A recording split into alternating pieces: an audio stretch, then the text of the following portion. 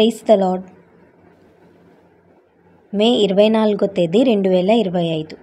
ఈరోజు దేవుని వాగ్దానం. యెహోవా, నీ వంటివాడు ఎవడు? దోచుకొని వారి చేతి నుండి దీనులను దరిద్రులను విడిపించువాడవు నీవే. కీర్తనల గ్రంథము 35వ అధ్యాయం 10వ వచనం. ఈ వాక్యం ద్వారా మనం తెలుసుకోవాల్సిన విషయం ఏంటంటే, మన దేవుని వంటి వారు ఎవ్వరూ లేరు.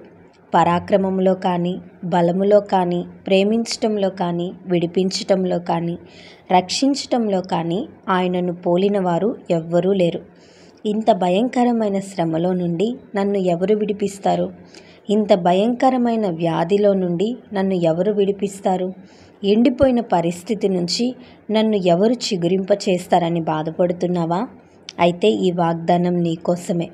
యెహోవాను నీవు చేరినప్పుడు, ఆయనను నీవు అంగీకరించినప్పుడు, ఆయనను నీవు నమ్మినప్పుడు, ఆయన నీ జీవితంలో చేసే కార్యం ఎంతో బలంగా ఉంటుంది.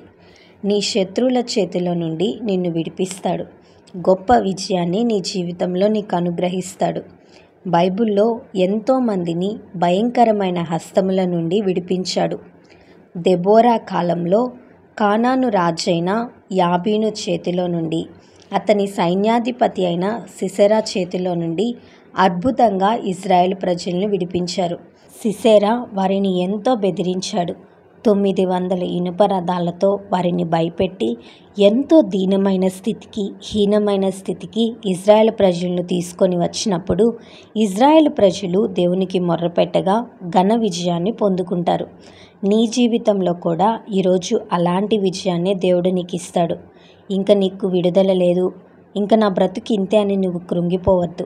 ప్రభు దగ్గరకు రా, విశ్వాసంతో అడుగు. నా ప్రభువు నన్ను విడిపిస్తాడు, నాకు జయమిస్తాడు, నాకు ఆనందం ఇస్తాడు, నాకు సమాధానం ఇస్తాడని నమ్ము. ఆయన కృపను నీవు పొందుకుంటావు. దేవుని కార్యాలు నీవు చూస్తావు. ఈ వాగ్దానం దేవుడు మనందరి జీవితంలో నెరవేర్చునుగాక. ఆమేన్.